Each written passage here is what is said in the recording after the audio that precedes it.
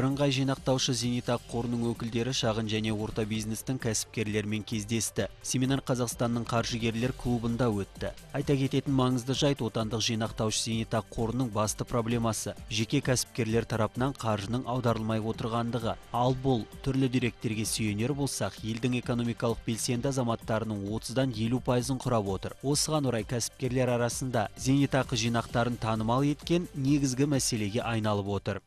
Осы семинардың арқасында біз кәсіпкерлермен қарапайым халықты зейнетақы қорларының маңыздылығымен таныстырғымыз келеді. Себебі ай сайын қаржы аударған дұрыс.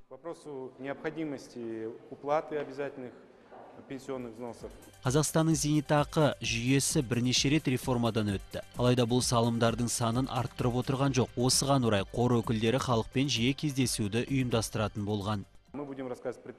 Кәсіпкерлерге осыны түсіндірген маңызды, себебі оларда біреу үшін жұмыс беруші. Олар кейін салымдарды аударып отырады. Жұмысшылар ауыр еңбек етеді. Оларға да зейнетақы салымдарын аударған маңызды.